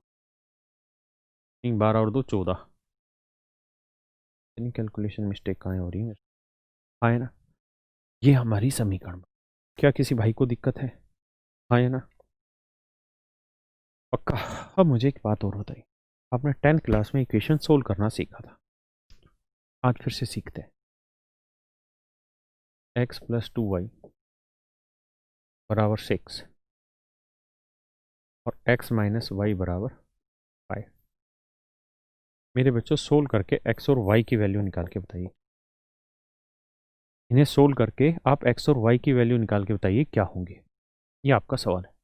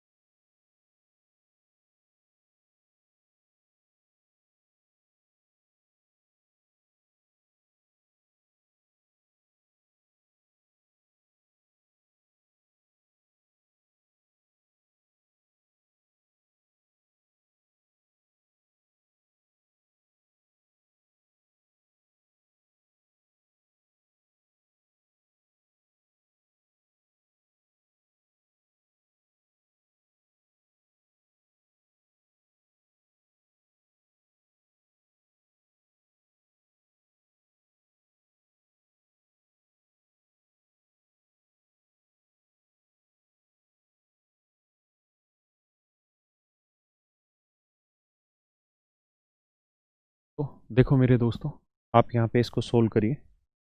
सोल्व करते हैं, कैसे सोल्व करें जी, माइनस कर देते हैं, ये प्लस ये माइनस, ऐसा करने से x x कट जाएगा, 6 में से 5 गया 1 आया, 2y जमा y करोगे भाई 3y, कैलकुलेशन मिस्टेक माफ़ी। तो y की वैल्यू आ गई भाई 1/3, y की वैल्यू आ गई मेरे भाई 1/3, पक्का। अब y की वैल्यू किसी भी इक्वेशन में रख लेते हैं, पहले वाली में रख दो या दूसरे में रख लेते हैं। -y बराबर 5 था, और y की वैल्यू निकल के 1/3 रख देते हैं जी, x - 1/3 बराबर 5, x की वैल्यू 5 जमा 1/3, एक्स की वैल्यू 5 थी, 15 और 1 16/3। मेरे प्यारे प्यारे बच्चों ये बताओ, ये x की वैल्यू 16/3 आई और ये y की वैल्यू 1/3 आई, ये किस चीज़ को रिप्रेजेंट कर रहा है?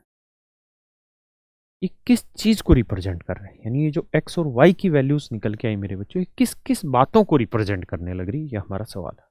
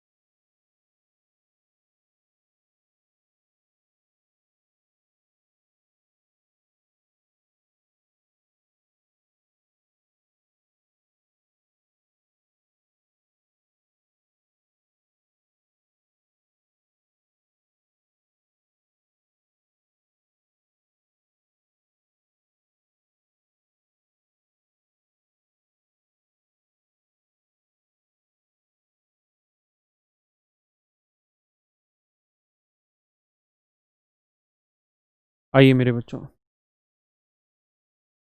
तो आप यहाँ देख रहे हैं कि y की वैल्यू 1/3 और x की वैल्यू 16/3। ये x और y की जो वैल्यू निकल के आई, ये किस चीज़ को रिप्रेजेंट कर रही है? आप इन पर चर्चा कर लें।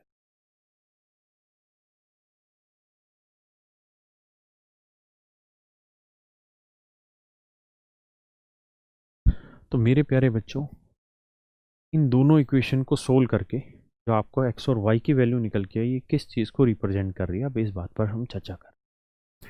देखिए मेरे प्यारे बच्चों, आप जानते हैं ये जो x और y जो इक्वेशन दिखा रहा है, ये बेसिकली एक स्ट्रेट लाइन की इक्वेशन दिखा रहा है। पीछे यही काम बताया कि किसी भी सीधी रेखा की, ये कोई स्ट्रेट लाइन है, इस पे 2 पॉइंट है, तो इसकी इक्वेशन निकालो, तो इक्वेशन x और y की निकल के आई। यहाँ पे स्लोप दे रखा है, 1 पॉइंट दे रखा है, तो इसकी भी इक्वेशन एक्स वाई में निकल के आई, 2 वेरिएबल थे। तो बेसिकली ये जो है, ये किसी स्ट्रेट लाइन को रिप्रेजेंट कर रहा होगा, कोई लाइन ऐसे आ रही होगी, हाँ है ना। और ये भी एक दूसरी स्ट्रेट लाइन को रिप्रेजेंट कर रहा होगा, इसकी इक्वेशन ऐसे बनी, हाँ है ना। ये दोनों स्ट्रेट लाइन को रिप्रेजेंट करेंगे। और मेरे प्यारे बच्चों, जहां ये दोनों लाइनें आपस में आके मिली, जहां ये दोनों लाइनें आपस में आके मिली, मेरे प्यारे प्यारे बच्चों, इस पॉइंट के वर्टेक्स क्या होंगे, ये डिनोट करता है बेसिकली एक्स और वाई। तो जैसे x की वैल्यू 16/3 है और y की वैल्यू 1/3, तो इसका मतलब ये है कि जिस पॉइंट पे दोनों लाइनें आपस में टकराई होंगी, उस पॉइंट के वर्टेक्स हैं 16/3 और 1/3। अगर आपसे पेपर में ऐसा कभी सवाल पूछा जाए, या कोई टीचर या कोई लड़का आपके साथ ही सहेली पूछे कि भाई बताओ, दो स्ट्रेट लाइनें को सोल्व करके जो एक्स वाई की वैल्यू निकल के आती है, वो किस चीज़ को रिप्रेजेंट करती है, तो आप एक ही बात कहेंगे कि सर, अगर दो स्ट्रेट लाइनें आपस में जिस पॉइंट पे इंटरसेक्ट करती हैं, उस पॉइंट के इंटरसेक्शन के जो वर्टेक्स होते हैं, उनकी वैल्यूज एक्स और वाई होती है। यहाँ तक की बात समझ में आई, हाँ है ना। मैंने आपको इक्वेशन बनाना सिखाया, 2 पॉइंट दे रखे हो तो कैसे, 1 पॉइंट स्लोप दे रखा हो तो कैसे, हाँ है ना। उसके अलावा मैंने पॉइंट ऑफ इंटरसेक्शन निकालना सिखाया कि दो स्ट्रेट लाइनें एक पॉइंट पे कहीं जहाँ टकराएंगे, उस पॉइंट के इंटरसेक्शन के वर्टेक्स क्या होंगे। ये सारी बातें मैंने आपको बताई। अब इन्हीं पे चर्चा लेके चलते हैं धीरे धीरे, और इन्हीं पे कुछ सवाल लेते हैं।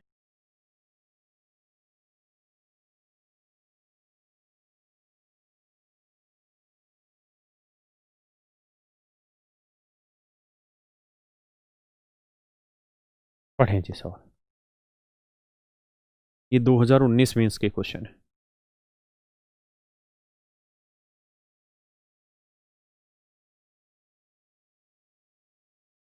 तो कह रहा था, graph of the equation intersect at the point P alpha beta, what is the value of this. कहता है जी, ये दो लाइनें किसी एक बिंदु पे पी पे इंटरसेक्ट किया, ये दो लाइनें क्रॉस होके एकदम पी पे मिले, और पी के वर्टेक्स है अल्फा और बीटा, हाँ है ना। तो कह रहा है जी, इसकी वैल्यू क्या होगी। आप उस पर मत जाइए, आप सिर्फ ये बताइए, पहले इन दोनों इक्वेशन को सोल्व करते हैं। 5x माइनस 2y जमा 1, यानी बराबर -1। इसको सोल्व करेंगे तो 4y है, तो 4y -3x प्लस का है, और 3x माइनस का है, और 5 उधर जाएगा भाई।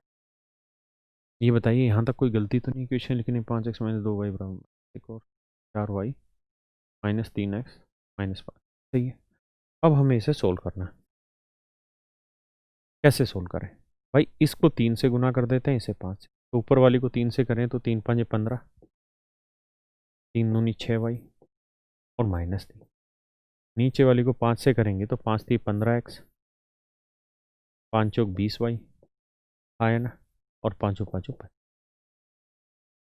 एक बार फिर से समझते हैं। 5 3 15, 5 चौक 20, 5 5 25। 3 से ऊपर वाली को किया तो 3 5 15, 3 दूनी 6, 3 1 3। अब दोनों को सोल्व कर दें। अगर सोल्व करोगे तो कट जाएगा। 20 में 6 गया, 14y बचा है ना, और माइनस 25 माइनस 3 माइनस 28 बना। तो आप देखेंगे कि y की वैल्यू आई -2। y की वैल्यू आई मेरे बच्चों -2।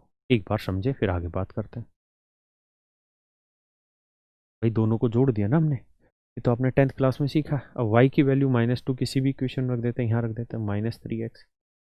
y की वैल्यू -2 रखेंगे तो -4 दूनी 8, -8 -8 उधर जाएगा प्लस का, तो -5 + 8। तो आप कहेंगे सर -3x की वैल्यू आई +3। तो x की वैल्यू आ गई जी -1। x की वैल्यू आ गई यानी जिस पॉइंट पे इन्होंने इंटरसेक्ट किया उस पॉइंट के एक्चुअल में जो वर्टेक्स होंगे वो होंगे -1 और -2। -1 और -2 मतलब अल्फा की वैल्यू -1 है तो बीटा की वैल्यू मेरे बच्चों -2 है ना। अब अल्फा की वैल्यू -1 है तो 2 को अल्फा से गुनाएंगे तो -2 अल्फा आएगा, मतलब -2। और बीटा की वैल्यू -2 है तो -2 गुना -3 करेंगे +6। 6 में से -2 करेंगे तो उत्तर आएगा 4। That is.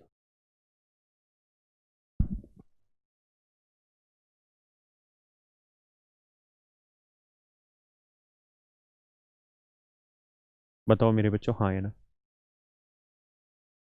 सही है या गलत है? हाँ कि ना? करिए जी।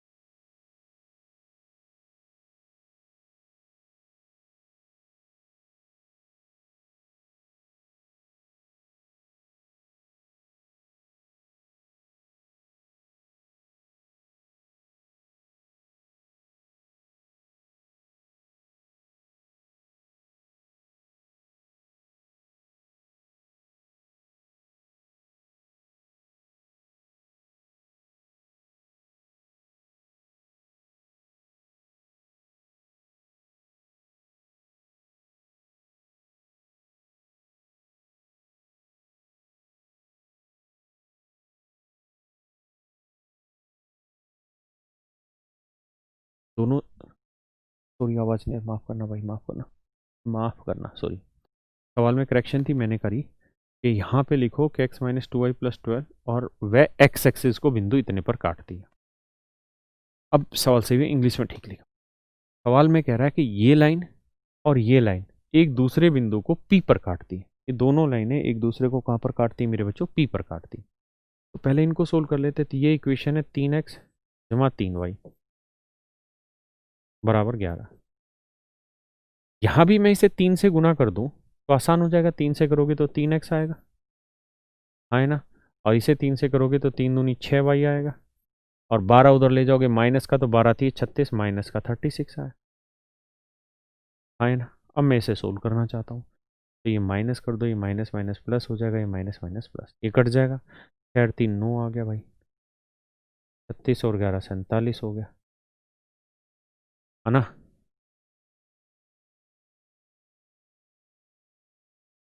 ठीक है भाई, तो y की वैल्यू जो आई वो आई 47/9। y की वैल्यू जो आई मेरे बच्चों वो आई 47/9। एक बार इतनी बात समझे, फिर आगे बताता हूँ।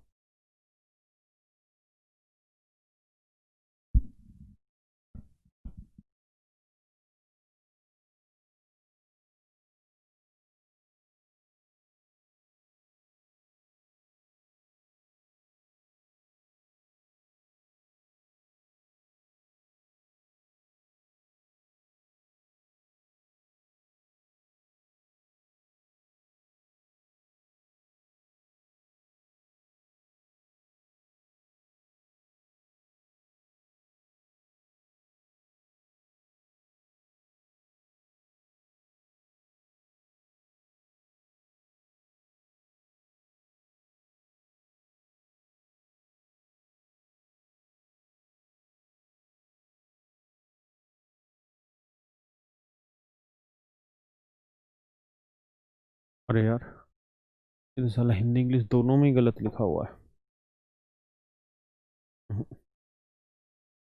टाइपिस्ट और कुछ भी लिख लेता है भाई, माफ करना। ये 3x नहीं 2x, यहाँ 2x था ना, यहाँ 2x है। पहले टाइपिस्ट 2x है भाई, माफ करना। तो ओरिजिनल इक्वेशन थी 2x जमा 3y, 3y बराबर 11। और अगली इक्वेशन थी x माइनस 2y माइनस 12। अब यहाँ x है, यहाँ 2x है, तो इसे 2 से कट देते हैं तो 2x आएगा, 2 दूनी 4y आएगा, और 12 उधर जाएगा, 12 दूनी 24 माइनस का, और ये था 11। सॉरी, क्लियर है मेरे बच्चों? हाँ हाँ भाई, पता है, चल गया पता। अब सोल्व करते हैं। ये माइनस माइनस प्लस, ये माइनस माइनस प्लस, ये कट गया, 4 और 3 7 वाई, 24 और 11 35। तो मेरे बच्चों y की जो वैल्यू है वो आ गई 5, y की वैल्यू आ गई 5, y की वैल्यू आ गई 5, आए ना। अब y की वैल्यू किसी भी इक्वेशन में रख देते हैं, x की निकाल देते हैं। जैसे y की वैल्यू यहाँ रख देते हैं, 5 दूनी 10, तो माइनस 10 प्लस 12 कितना बचा, प्लस 2 उधर जाएगा माइनस का, तो x की वैल्यू आ गई -2, आए ना। तो यानी ये जो p पॉइंट था, इसके वर्टेक्स आ गए -2 और 5, आए ना। यानी ये पहली वाली जो दोनों लाइनें आपस में जिस पॉइंट P पे टकरा रही हैं, उसके वर्टेक्स x1 y1 है, जबकि एक्चुअल में उसके जो वर्टेक्स है वो -2 और 5 है। क्या मेरी बात समझ पाए? पहला पॉइंट। अब आते हैं जी अगली बात पर। अब अगली बात को पढ़ो, शामिल इन चीजों को कर देना कि x एक्सिस और ना ये वाला, वह x एक्सिस को बिंदु इस पर काटता है।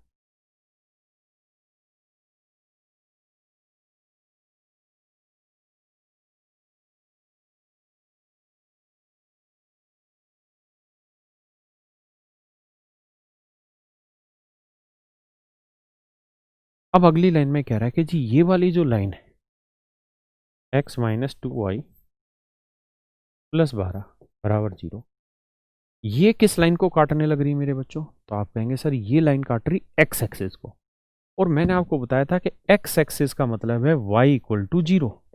ये लिखवा रखा है कि बेटा x एक्सिस लिख लो या y इक्वल टू 0 लिख लो, एक ही बात है, क्योंकि x एक्सिस पे हमेशा y की वैल्यू 0 होती है। ऐसे ही y एक्सिस लिख लो या मेरे प्यारे बच्चों x इक्वल टू 0 लिख लो, दोनों एक ही बात होती है, दोनों पे चर्चाएं एक ही होनी, अलग नहीं होनी। क्या मेरी बात समझ पाए या नहीं? हाँ। अब सवाल भाई, तो अगर y इक्वल टू 0 लोगे तो y की वैल्यू 0 रखेंगे, तो 0 को इससे काटा 0 आ गया, तो x की वैल्यू कितनी निकल के आ गई -12, और ये 0 हो गई तो x की वैल्यू -12। तो y की वैल्यू अगर 0 लेंगे तो x की वैल्यू -12 आएगी।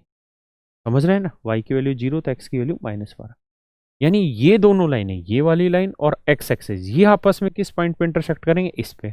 और इसके वर्टेक्स दे रखे हैं क्या? x2 y2। तो x2 की वैल्यू है मेरे बच्चों कितनी? -12, और y2 की वैल्यू है 0। एक बार इतनी बात समझो, फिर परिचर्चा आगे बढ़ाते हैं।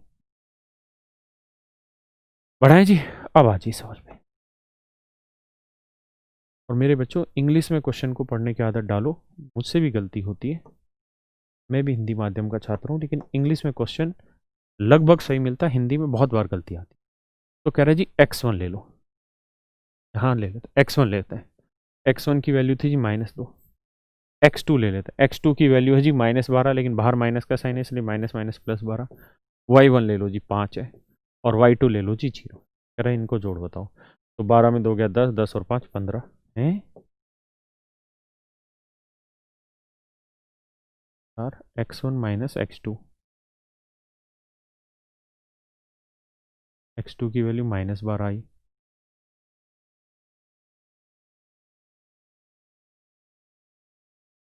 बताना भाई क्या गड़बड़ हो रखी है?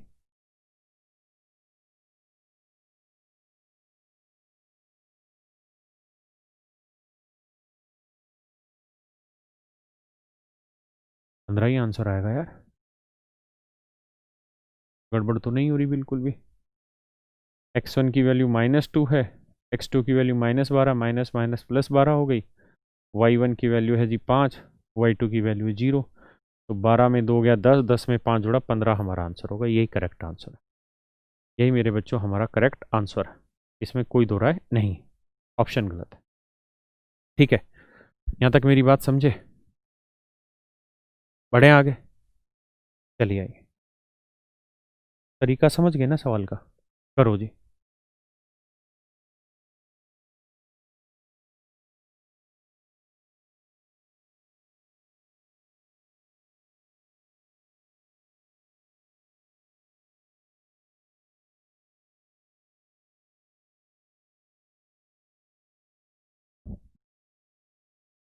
देखिए यार, ये दोनों इक्वेशन दे रखी हैं और एक दूसरे को इस पॉइंट पे इंटरसेक्ट करते हैं, तो वैल्यू बतानी।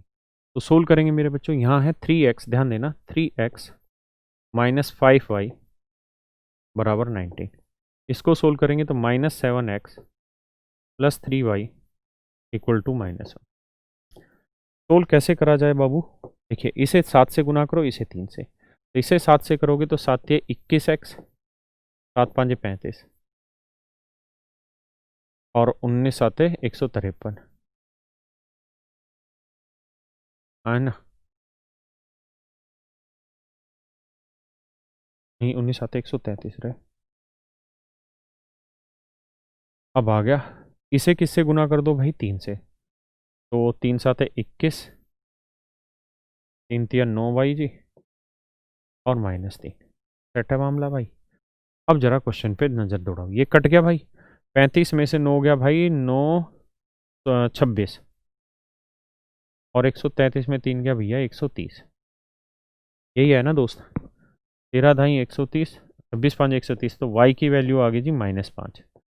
अब y की वैल्यू -5 आई, कहीं पे भी रख लेते हैं, y की वैल्यू -5 यहीं रख देते हैं, तो ये आएगा -15, -15 उधर जाएगा प्लस का, तो -15 -1 बचा 14, 7x बराबर 14 मेरे बच्चों, तो x की वैल्यू आ गई -2, है ना? तो आपने देखा कि जो पॉइंट ऑफ इंटरसेक्शन आया उसमें x की वैल्यू -2 है और y की वैल्यू -5। कह रहा जी इसकी वैल्यू बताओ, तो अल्फा की वैल्यू -2, तो -3 दूनी 6, और बीटा की वैल्यू -5 तो +5, तो 6 में से 5 गया -1। That is your answer. तो तरीका आप समझ पाए? ये सारे 2019 मेंस के क्वेश्चन है, एक जैसे ही सवाल दिए सारे।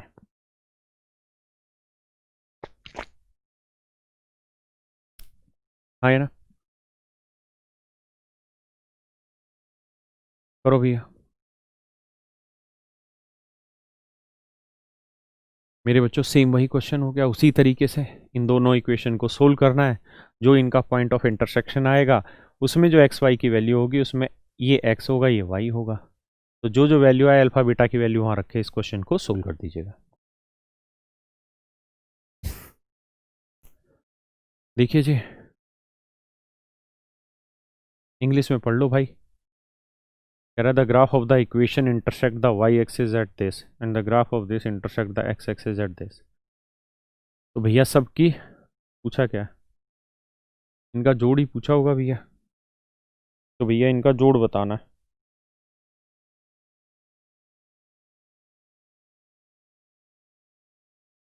इनका जोड़ ही बताना आपको, वरना तो 4 आंसर देने थे। कैसे किया जाए मेरे दोस्तों? बेहद आसान है। आपने देखा कि यार ये वाली जो लाइन है x -7y -42, ये y एक्सिस को इंटरसेक्ट कर रही है। तो y एक्सिस को इंटरसेक्ट करना मतलब x की वैल्यू 0, तो x की वैल्यू 0 हो जाएगी, -7y बराबर 42, तो y की वैल्यू आ जाएगी 6, तो पॉइंट आएगा 0 और 6। तो यानी अल्फा बीटा की वैल्यू आ गई 0 और 6, है ना?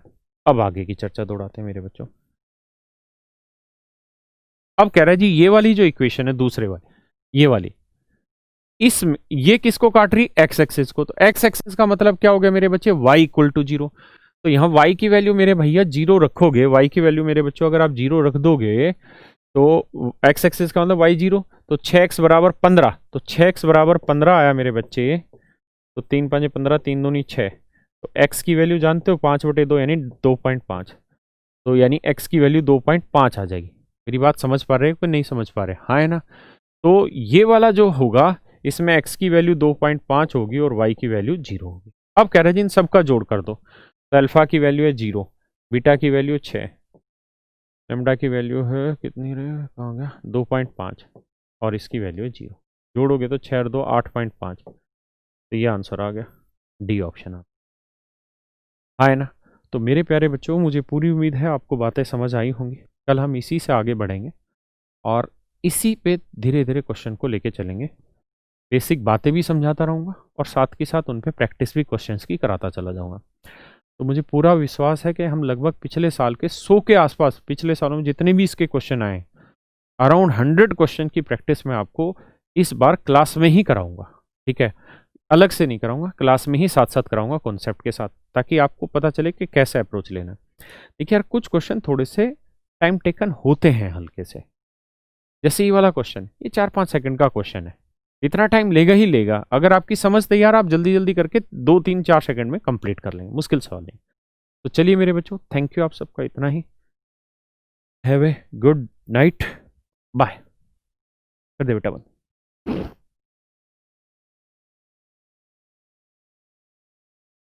करो भाई।